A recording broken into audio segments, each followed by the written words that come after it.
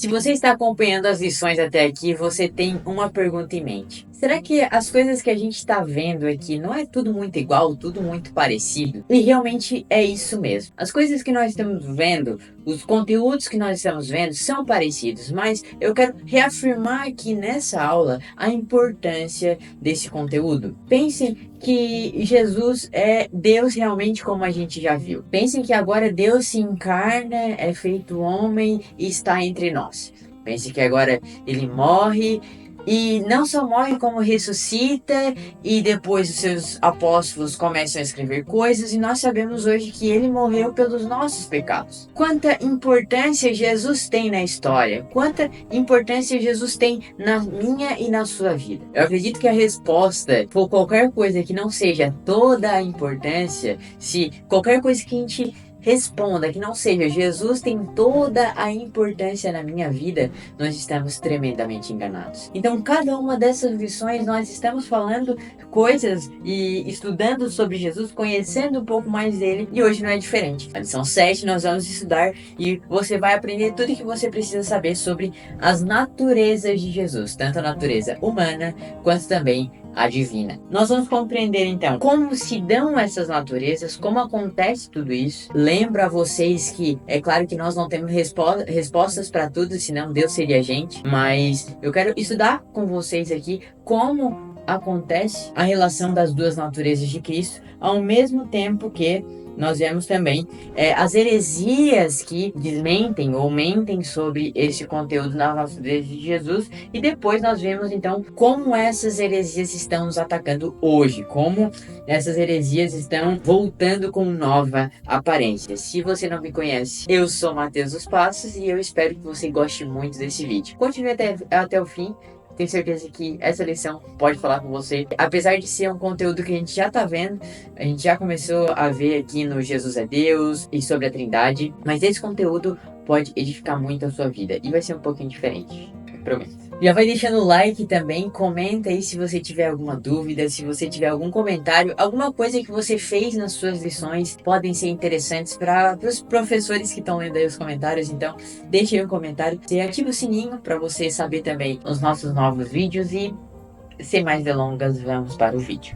Hoje então nós vamos estudar sobre as naturezas de Jesus, como a gente já falou, e é interessante, antes de começar a aula, você falar um pouquinho sobre como eu comecei essa aula aqui que a gente está assistindo. Comece falando para o seu aluno qual é a relevância da doutrina que ele está escutando, que ele está estudando. Isso porque nós viemos de 4 lições que falaram sobre Jesus, sobre Deus e sobre o Espírito Santo de alguma forma. E muitas das vezes nós nos focamos em Jesus, falamos sobre Jesus até em outras lições. A gente viu a encarnação do Verbo na lição 3, Deus é triuno na lição 4, Jesus é Deus na lição 5 e o Filho é igual ao Pai ou com o Pai na lição 6. E parece que é tanta coisa para a gente saber sobre Jesus. E com certeza os professores, as pessoas que estão explicando essas lições na sua congregação vão repetir alguns textos, vão falar coisas repetidas. De alguma forma a gente precisa relembrar os nossos alunos sobre a importância da doutrina que a gente está estudando. Ao mesmo tempo, pense em todas as heresias que nós estamos estudando até aqui. O diabo ele sabe que se destruir a doutrina de Cristo não sobra nada do evangelho. Então ele aposta nisso, investe nisso durante muito tempo. Logo depois que Jesus morreu, ele já começou a investir, dizendo que Jesus não teria morrido, mas que de alguma forma os seus discípulos teriam roubado o corpo lá para os soldados. Então, o diabo insiste muito para que nós não creiamos que Jesus nasceu, morreu e ressuscitou. E por isso que é tão importante, tão relevante estudar as coisas que a gente está estudando aqui. E nessa lição especificamente, então, nós vamos estudar as naturezas de Jesus. E por que estudar sobre as naturezas de Jesus especificamente é importante? Vou trazer aqui uma citação de um livro que eu já falei aqui algumas outras vezes, como eu disse, a lição vai se repetir de algumas formas, mas que Jesus, ele não tem meio termo. Ou nós precisamos amar Jesus com todo o nosso coração, ou a gente não acredita mesmo nele, não acredita que ele existiu, ou que de alguma forma tudo que que ele falou é mentira. E a gente tem essas escolhas, Deus respeita as nossas escolhas. Mas é importante a gente lembrar e pensar que essas escolhas vão determinar onde a gente passa a eternidade e o que a gente faz. É interessante a gente pensar nisso porque muitas vezes nós vimos pessoas, enxergamos pessoas, falamos com pessoas que dizem que amam a Cristo, mas de nenhuma forma fazem ou praticam aquilo que Cristo ensinou. Eles estão amando a Cristo de verdade? Eu já respondo, não.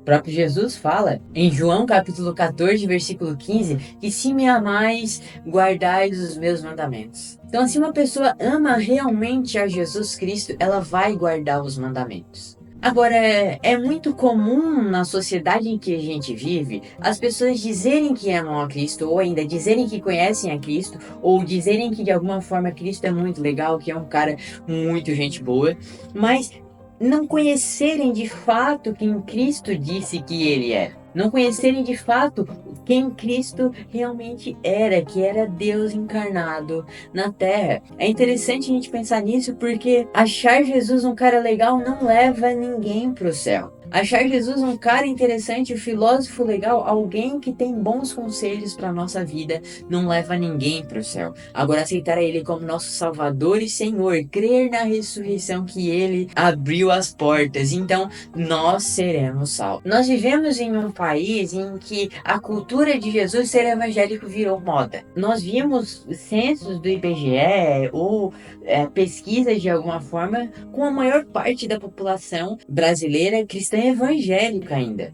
Né? E a gente sabe que esses números não refletem a realidade porque aquele que ama a Jesus guarda os seus mandamentos. Então é interessante começar a aula falando sobre isso. Aqui nós estamos estudando e vamos entender um pouco mais sobre aquele que sendo em forma de sendo Deus, não tomou por usurpação ser igual a Deus, mas se transformou ou se tomou a forma de servo por amor a cada um de nós, e isso está lá na leitura bíblica em classe. Lembrem que Jesus se humilhou para estar no nosso lugar, para se colocar no nosso lugar. E o mínimo que nós fazemos é entender o máximo que podemos sobre ele, porque quanto mais o nosso entendimento sobre ele aumenta, mais nós conseguimos o amar como deveríamos. John Piper fala isso. Quanto mais lenha eu boto na fogueira, e a lenha ele fala sobre o conhecimento de Deus, mais chama aquela fogueira vai dar. E a chama ele diz que é o amor.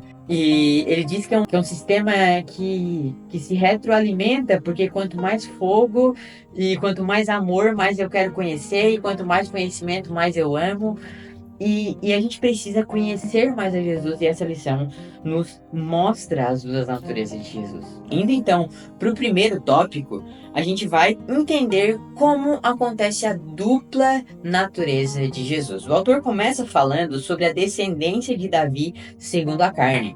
E ele fala ali, né, em Romanos capítulo 1, versículo 3, que está na leitura bíblica em classe, ele diz acerca de seu filho que nasceu da descendência de Davi segundo a carne, declarado filho de Deus em poder segundo o Espírito da santificação pela ressurreição dos mortos, Jesus Cristo, nosso Senhor. Então ele começa falando sobre os ancestrais de Jesus. E ancestralidade para nós não é muito importante. Talvez você aí, eu, muitas vezes, não vou lembrar o nome do meu tataravô, mas para o povo da época, para o povo judeu, lembrar o nome dos seus ancestrais era ter certeza que veio daquela família, e aquela família ditava uma identidade cultural daquele povo. Nesse sentido, quando em Mateus capítulo 1, há ali então a genealogia de Jesus, a gente precisa entender que, mesmo que seja chato de ler, é uma coisa que é muito relevante para a gente entender que Jesus é da descendência, por exemplo, que está aqui escrito, de Davi. E não só de Davi, mas como em Mateus capítulo 1, versículo 17, fala também de Abraão até Davi, depois de Davi até a deportação da Babilônia, que é muito significativo para o povo judeu, e depois da deportação da Babilônia até a Jesus Cristo. Então, tudo tudo isso mostra o senso cultural e também de onde Jesus veio. E uma das perguntas que pode ocorrer aí na sua classe é: bom, mas a genealogia de Mateus e Lucas são diferentes. E isso é interessante porque é assim que a gente começa a duvidar que Jesus existiu de fato, que Jesus nasceu de fato. E é interessante porque Mateus e Lucas estão também no contexto judaico, principalmente ali Mateus. Lucas fala para um outro público, mas enfim. E é importante a gente lembrar também do que está escrito na lei, né, sobre a lei do levirato, que seria quando alguém morre sem ter filhos, aquele cunhado, ou irmão, né, no caso do homem, casaria com a mulher do falecido para suscitar ali a continuação da geração. É muito provável que nessas genealogias tenha alguma coisa nesse sentido. Enquanto usa a lei do levirato e diz que o filho é de um, outro fala de quem o filho é mesmo de sangue de fato, né? Só pra gente passar para esse ponto. Mas isso não é o mais importante aqui. O mais importante é que a gente vê uma genealogia de alguém que existiu na história, porque Jesus realmente nasceu, de fato. Um dos textos da leitura bíblica em classe é Filipenses capítulo 2, né? E aí fala que, de sorte que haja em vós o mesmo sentimento que houve também em Cristo Jesus, que, sendo em forma de Deus, não teve por usurpação ser igual a Deus, mas aniquilou-se a si mesmo, tomando a forma de servo, fazendo-se semelhante aos homens. E achado na forma de homem, humilhou-se a si mesmo, sendo obediente até a morte e morte de cruz. A humilhação de Jesus não começa quando ele começa a apanhar lá no Getsemane ou ainda lá no Sinédrio. A humilhação de Jesus começa quando ele nasce. Ou até antes, 9 meses antes de ele nascer.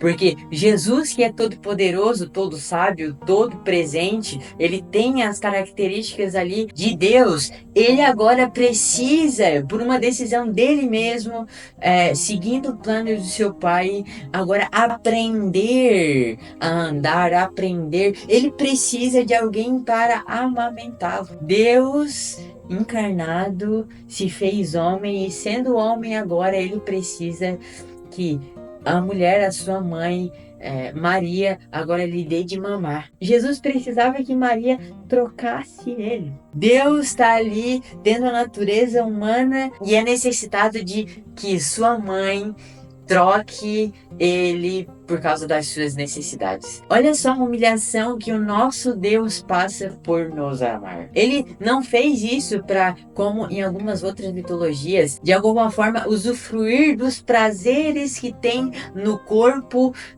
como a gente vê semideuses que não são de verdade, mas a gente vê em mitologias como semideuses que vieram para a Terra de alguma forma e quiseram aproveitar os prazeres da carne. Não, na verdade, Jesus, ele se faz carne para sofrer enquanto está na carne. Jesus, nosso Deus Todo-Poderoso, ele sofre, ele se machuca, ele precisa aprender a andar, ele precisa, enquanto está aprendendo a andar, se recuperar dos seus machucados, porque às vezes ele foi aprender a andar, caiu, se machucou e agora Jesus está ali sangrando, Deus está ali sangrando na frente de Maria. Olha só que peso que tem essa mensagem, o peso de que Jesus nasceu. E nós falamos muito sobre Jesus nascer no Natal e muitas vezes a gente tem presépios e vê ali Jesus na manjedoura, mas a gente não tem a real noção que ali está Deus encarnado, que ali está Deus tomando a forma de servo, tomando a forma que é nossa. Mas não continua só ali. Deus, ele não somente toma a forma humana, mas ele é declarado também Filho de Deus em poder. E o autor diz que essa expressão indica a divindade de Jesus. E isso é reforçado logo em seguida pelas palavras de Jesus Cristo, nosso Senhor. Em João capítulo 8, versículo 58, nos diz que em verdade, Jesus dizendo em verdade vos digo, e sempre que ele diz em verdade, é uma coisa muito importante que vem a seguir, porque os judeus e a cultura da época usava repetição para dar ênfase. Então quando a gente vê santo, santo, santo, é porque é muito, muito, muito santo. Quando a gente vê Jesus dizendo em verdade vos digo, é porque é muito, muito verdade o que ele está dizendo. É basicamente essa a noção. Jesus está dizendo em verdade vos digo que antes que Abraão existisse, eu sou. O povo da época entende, como eu já falei em outras lições, que ele está se fazendo igual a Deus e eles pegam pedras para apedrejar Jesus. Quero que você entenda isso. Jesus, com as coisas que ele falava, e eu repito, ou ele era muito amado ou ele era muito odiado. E ele foi odiado pelos judeus que não criam nele. A ponto de eles pegarem pedras para apedrejar a Jesus. Mas graças a Deus que Jesus veio, tomou forma humana, tendo a natureza humana, é claro, sem o pecado, também tendo a natureza divina enquanto esteve aqui na terra e não pecou. E com isso nós podemos vencer o pecado, vencer a morte através dele. No terceiro tópico, o autor fala então sobre o antigo hino cristológico, e ele está falando sobre Filipenses capítulo 2. A tradição cristã fala que seria um hino. E é interessante pensar nisso, porque é um texto cheio de teologia, cheio de informação, e é muito bonito. E essa beleza estava em uma música que os cristãos cantavam, e sendo também, se for realmente uma música, era de alguma forma os primeiros cristãos já dizendo que Jesus era sim Deus, era sim, se fez sim homem, tomando a forma de homem e morreu pelos nossos pecados. E é interessante que o termo grego ali para morfe, que é a forma, sendo em forma de Deus ou sendo achado em forma ou achado na forma de homem, indica essência imutável. Portanto, ele jamais deixou de ser Deus. E é interessante a gente pensar nisso, que é essência imutável. Então, Jesus nunca deixou de ser Deus enquanto esteve aqui na Terra. Mas isso é uma coisa que a gente já sabe. O que a gente geralmente não pensa é que Jesus também não deixou de ser humano enquanto está no céu. E eu ouvi uma pregação do Douglas Gonçalves sobre isso, do Jesus Cop, e ele falava uma coisa que me impactou muito. E ele falou que existe carne humana na Trindade. E em um primeiro momento eu fiquei pensando, bah, como assim tem carne na Trindade? E realmente, gente, Jesus ele não deixa a sua carne, não deixa o seu corpo físico quando ele morre. Não, mas ele é ressuscitado com um corpo físico, claro, glorificado, mas é um corpo físico ainda. Jesus está lá no céu, assentado à direita do Pai, com um corpo, com a natureza humana e divina até hoje. E um texto que fala muito sobre isso é Lucas capítulo 24. E olha só, isso é Jesus falando para os discípulos depois de aparecer para eles ressuscitado. Ele diz assim: vede as minhas mãos e os meus pés, que sou eu mesmo.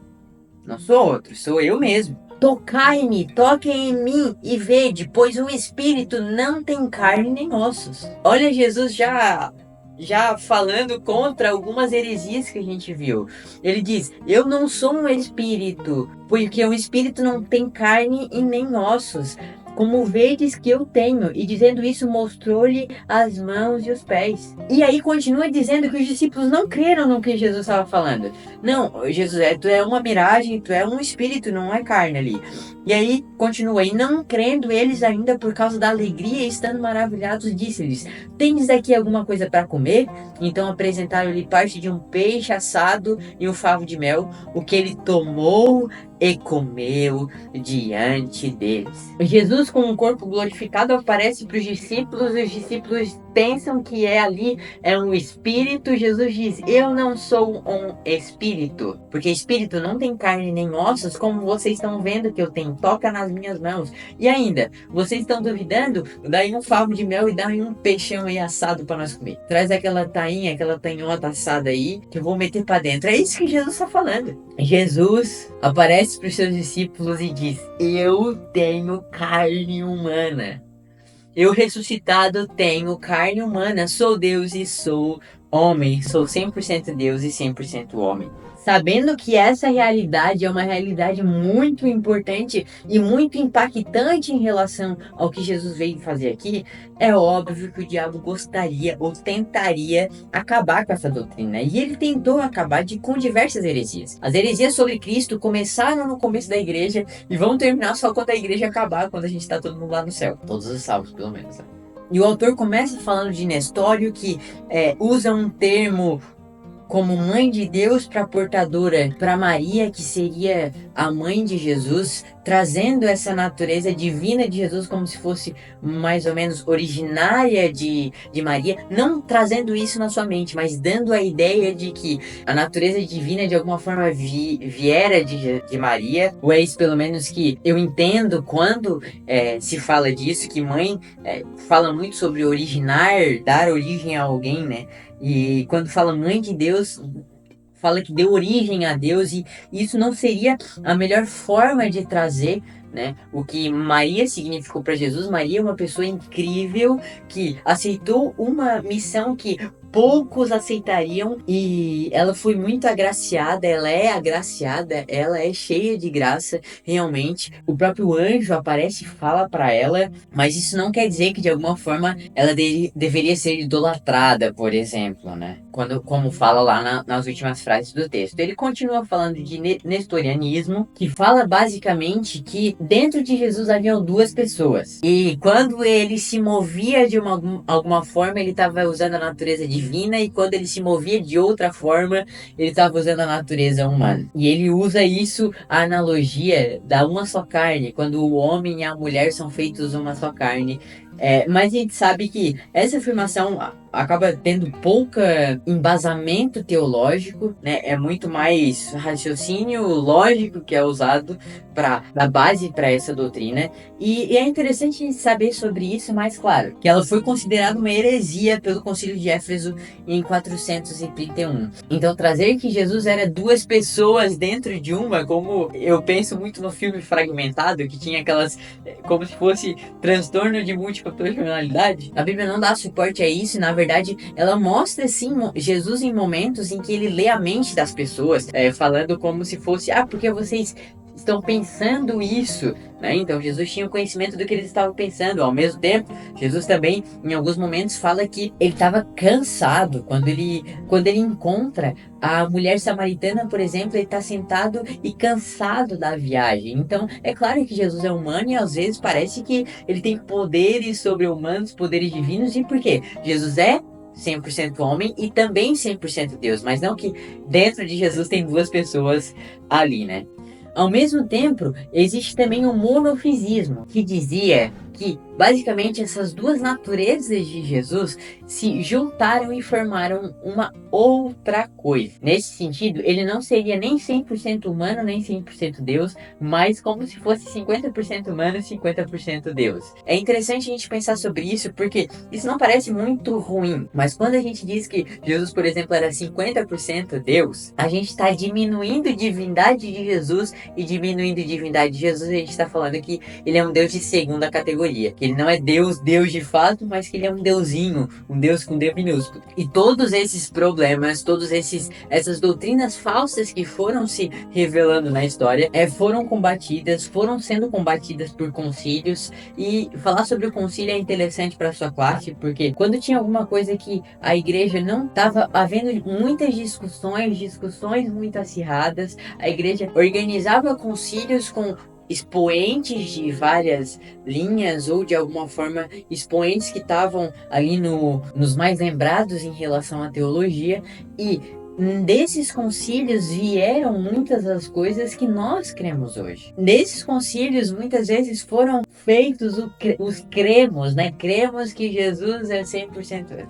E essas formulações teológicas são importantes porque não deixam embasamento, não deixam dúvida em relação ao que nós cremos. Mas por que, antes de entrar no terceiro ponto, eu quero falar por que, e aqui que eu acho que é um dos pontos mais importantes da sua lição, por que o diabo quer acabar com essa doutrina de Deus, que Jesus é 100% homem e 100% Deus. Porque o diabo, ele não se importa, ele não tem problema nenhum com você se você se relacionar com Deus como se ele fosse uma força. Ou ainda, ele não tem problema nenhum em você se relacionar com Deus como se ele fosse somente um ser transcendente impessoal. O diabo não tá com medo de que você entenda que Deus é a natureza, ou o vento, ou alguma coisa nesse sentido. Mas o que o diabo tem medo é que você se relacione com Deus, com Jesus, como se ele fosse e ele é uma pessoa. E como se relaciona com uma pessoa? Conversando,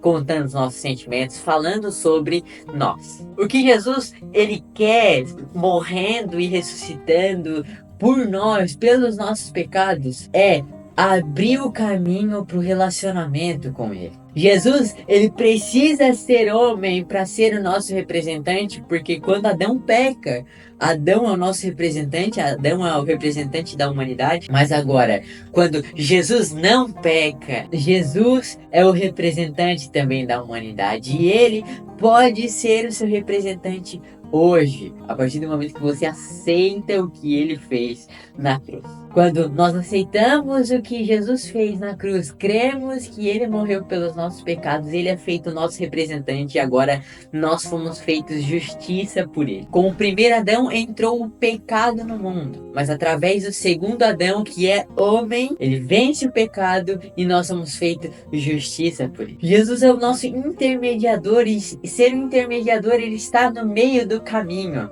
E nós falamos sobre Deus e os homens. Jesus está no meio do caminho não porque ele é metade, metade, como dizem os hereges, mas porque ele é 100% homem e 100% Deus, ou ainda 100% Deus e 100% homem. No terceiro ponto, então, o autor nos traz algumas reflexões sobre as igrejas que, de alguma forma, acreditam ou que Maria deve ser adorada, ou ainda que Maria deve ser venerada. A gente sabe que a Igreja Católica não adora Maria e sim venera, mas sabe também que, na prática, muitos católicos acabam acreditando que Maria sim deve receber adoração, e é claro que isso é apenas um dos pontos que a gente discorda sobre em relação a Maria, como intermediação e etc. Ele também fala sobre o kenoticismo, fala sobre Jesus não ser Deus enquanto está aqui, ou ainda não usar os atributos divinos enquanto está aqui. A gente já viu que Jesus acalma a tempestade, é adorado enquanto se revela para um homem como o Filho de Deus,